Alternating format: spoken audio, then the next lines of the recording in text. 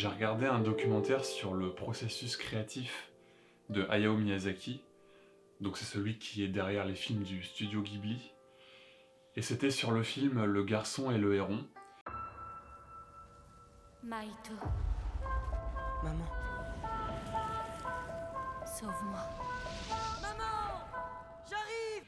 Et en voyant ce documentaire, je me suis rendu compte que peu importe l'âge, peu importe l'expérience, la technique acquise, eh bien ça reste très fastidieux, long et difficile de créer quelque chose. いいパートは瓦解しました。全部やりました。あんな王子なんか出すからいけないんだ。王子は最後出せばいいんだ。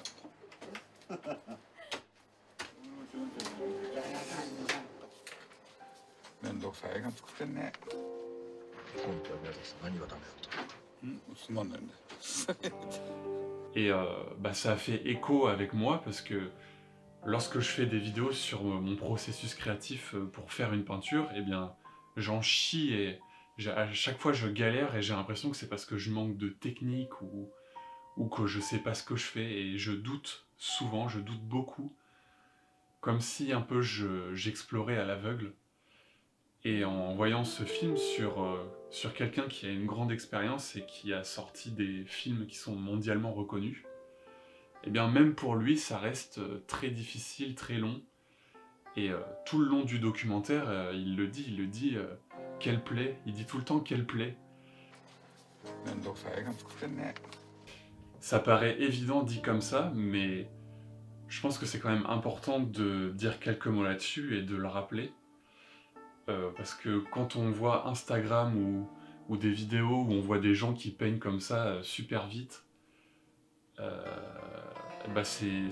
peut très vite tomber dans un piège de la comparaison et de se dire qu'on n'est vraiment pas bon et qu'on met beaucoup de temps à faire quelque chose de bien, ou voire même on met beaucoup de temps à faire quelque chose de pas bien. Et ce qu'on voit sur les réseaux sociaux, c'est juste le résultat, ou c'est quelque chose de bien emballé dans un joli paquet cadeau, on va dire. Et donc ça peut être très vite décourageant. Mais quand on voit quelqu'un qui est réputé comme très doué galérer aussi à ce point-là, ça redonne confiance. Et quand je dis que les choses sont enjolivées sur les réseaux sociaux, et bien même pour moi c'est le cas, alors que j'essaye quand même de filmer la réalité et de retranscrire à peu près tout, il y a quand même des choses que je peux pas filmer, parce que ça prend beaucoup trop de temps, ou j'arrive pas vraiment à exprimer ce que je ressens. Je peux pas filmer par exemple la durée d'une étape et la publier, ce serait beaucoup trop long et pas regardable par quelqu'un d'autre. Même pour moi d'ailleurs, ce serait pas regardable.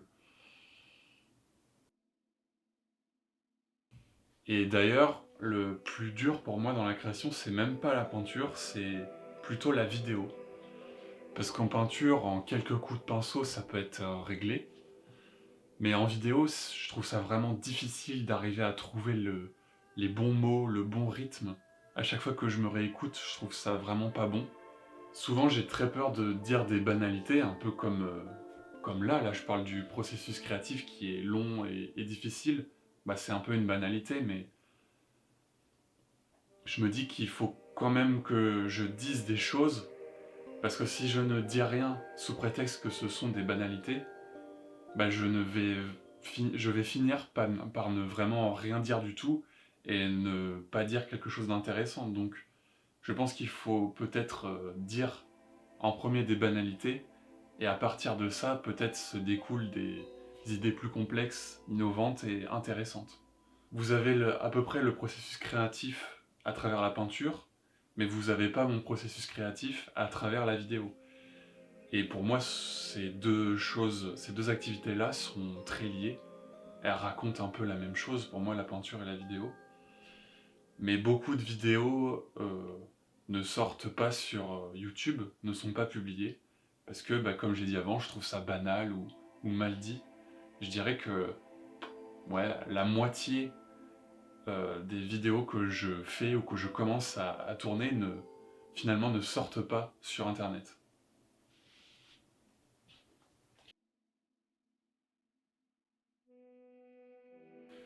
Ce qui veut dire que il faut agir même si on doute, même si on n'est vraiment pas sûr de ce qu'on fait et qu'on trouve ça pas bon. Il faut quand même agir parce que c'est à travers l'action que va se découler quelque chose, que les choses vont bouger, vont évoluer.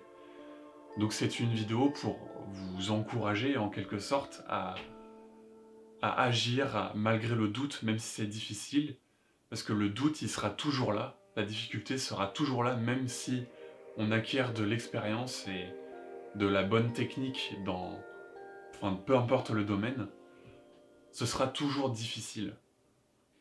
Et tout ça c'est une très bonne chose puisque c'est le doute qui mène à la réflexion, au questionnement, on remet en question ce qu'on fait, et c'est ce qui nous permet justement d'agir en conséquence. En doutant de quelque chose, eh bien, on va se poser des questions, on va se dire « Ah tiens, si j'essaye ça », eh bien, le fait de le faire, on voit un nouveau résultat potentiel. Et agir malgré le doute, on s'expose à l'inconnu, on s'expose à l'échec potentiel, et je pense que c'est là, dans ces moments-là, qu'on acquiert une certaine forme de liberté. On dépasse le connu, on va profondément en soi, dans l'inconnu.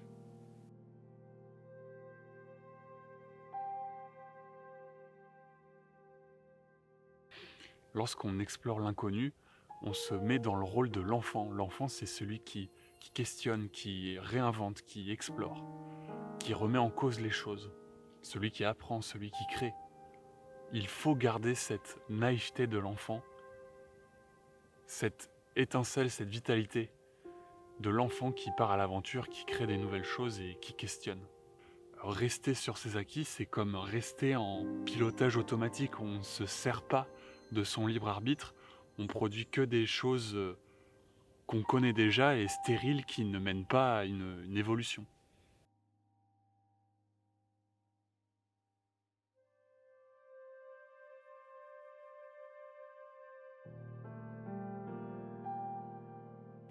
Plus on agit, plus on acquiert de l'expérience et plus on se rend compte qu'en fait on ne sait pas grand chose. C'est la fameuse phrase plus on en sait, moins on en sait. Et c'est pour ça que malgré l'expérience, malgré l'âge, ça reste difficile. La création, le processus créatif, ça reste difficile. Parce qu'on se rend compte que l'abîme grandit de plus en plus. Mais il y a un côté où ça devient plus facile, c'est parce qu'avec l'âge, on se rend vraiment compte que ce sera toujours difficile, donc on arrive un peu à prendre du recul et à se détacher de ça, et on le sait maintenant que ce sera toujours difficile. Comme souvent, j'ai pas vraiment de conclusion à la vidéo, juste faire remarquer que le processus créatif sera toujours difficile, mais qu'il faut continuer malgré tout. 我を学ぶ者は死す。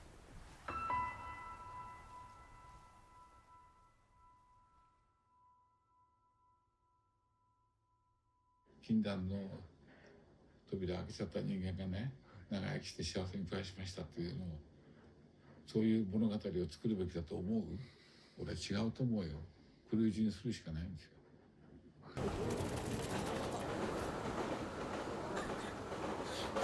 Faites attention. Tout va bien? Oui, merci. Vous êtes habile. Merci. Le vent se lève. Il faut tenter de vivre.